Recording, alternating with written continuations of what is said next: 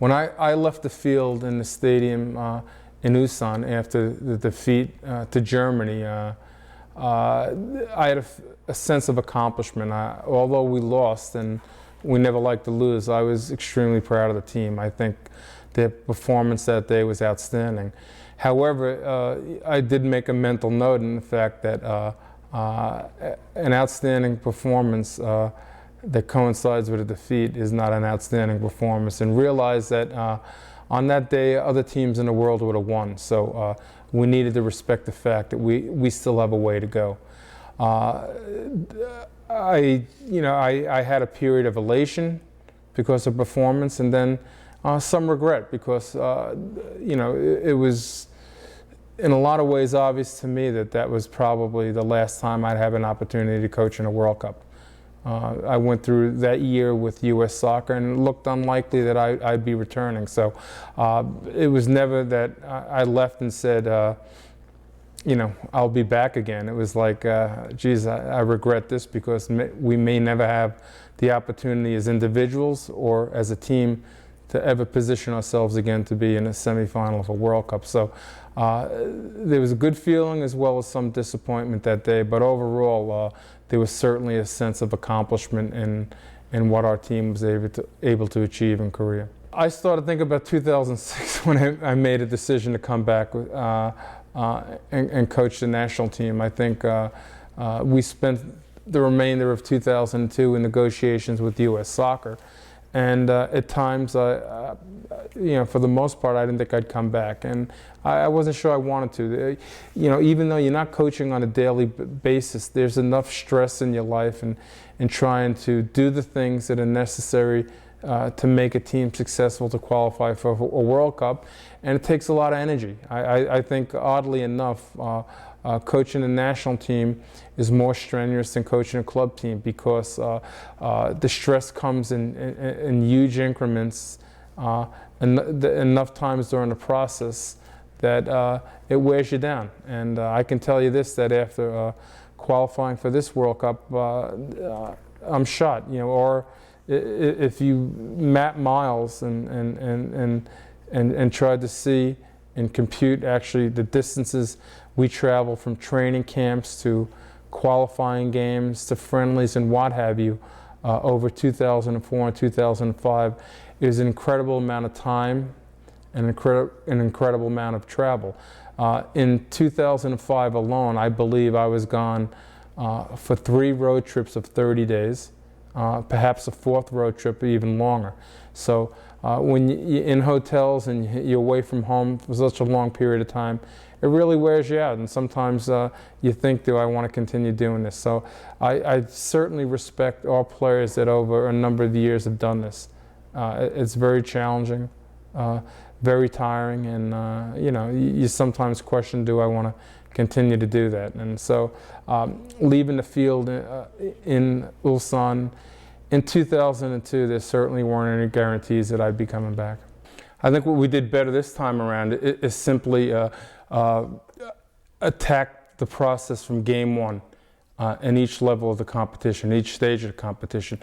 We made sure that we won every game, and I think the opening game in every round, from the preliminary round to the semifinal round to the final round, we won. We also cracked the barrier in getting wins on the road and really having our team feel comfortable we could acquire points on the road.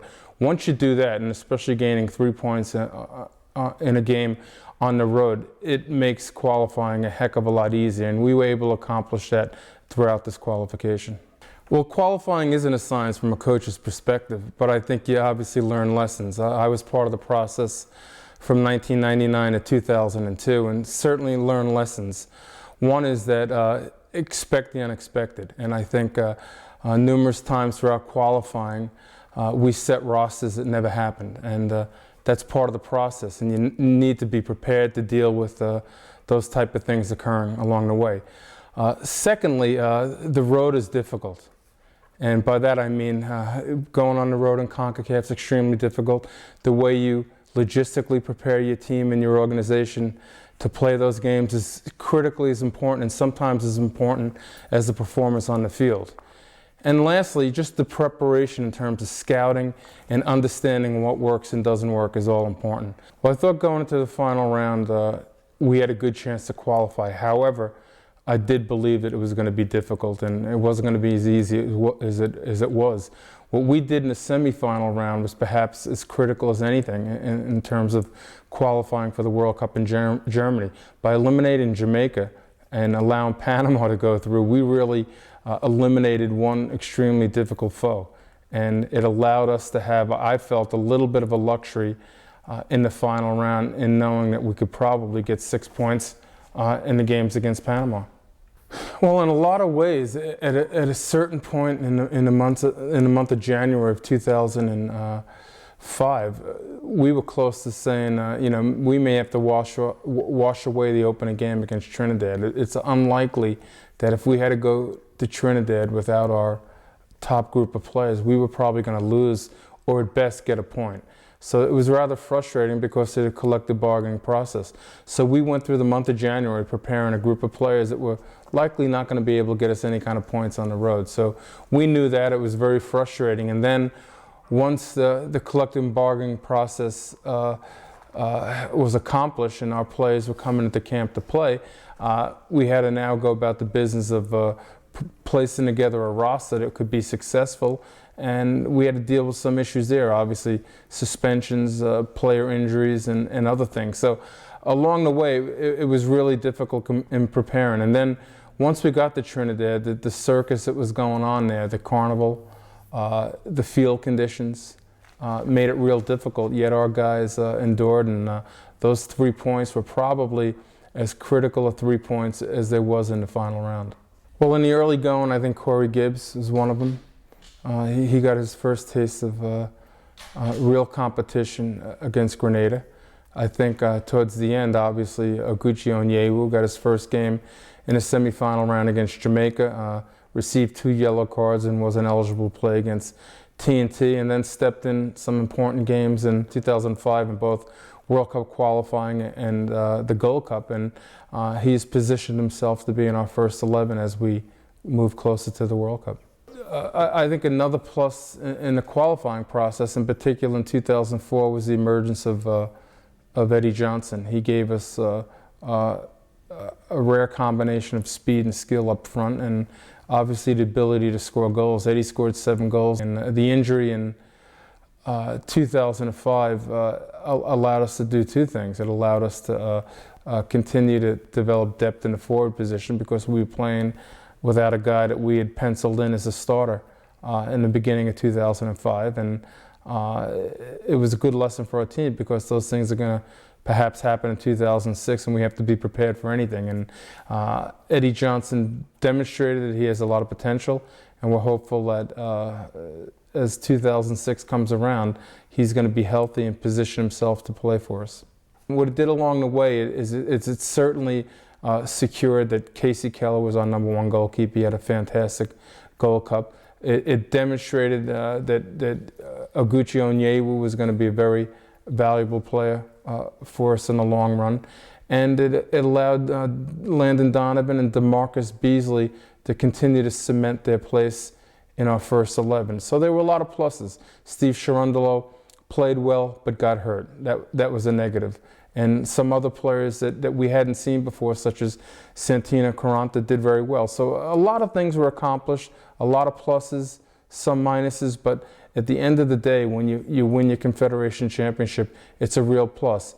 The last thing it did is once we pieced our team together for the important qualifying game in August against TNT, we were very familiar with each other. And we had a short window to prepare because it was a midweek game.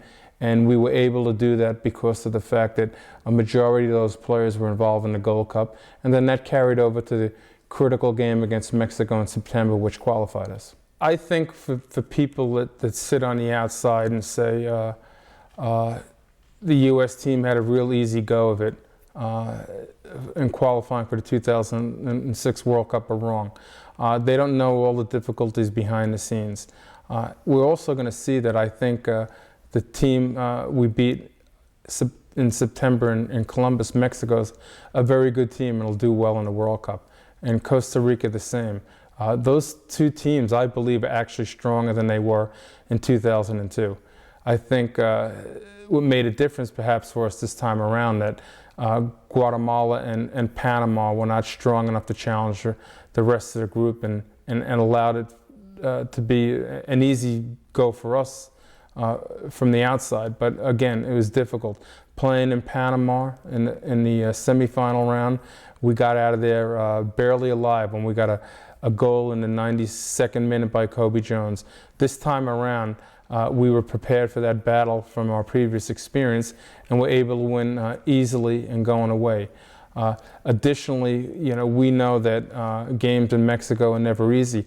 However, going into Mexico where they had their strongest team they could put on the field, and us once again playing in difficult conditions, the goal by Eddie Lewis turned out to be the difference in us being on top of the group in the end, because it helped us win the aggregate between the two teams. So experience came to play favorably for our team. We went into halftime against Mexico down 2-0. We hung in there, got a goal in the early part of the second half, walked off the field a loser, but some months later it actually turned out to be a winning performance because it made the difference between the two teams when we ultimately tied with 22 points. So all these little things add up in the end, and I think what we had this time around than the previous cycles, simply experience on behalf of the coaches and the players. I had a lot of favorable goals during qualifying. I remember Landon's in Salt Lake City, the one he smacked in the first 10 or 15 minutes against Costa Rica was a brilliant goal.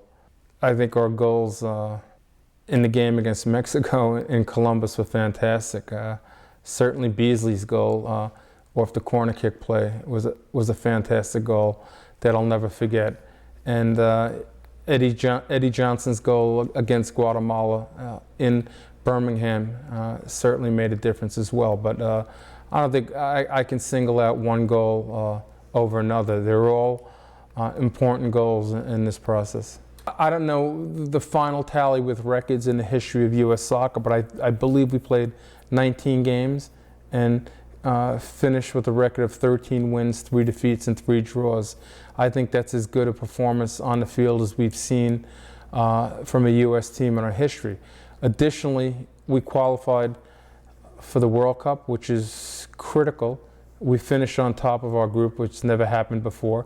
And we won a Gold Cup at the same time. So a phenomenal number of accomplishments on the field. And I think when you look at it in its totality, I think besides 2002, in which we did a lot of great things in a World Cup, this has to be as good a year as we've seen in the history of U.S. soccer.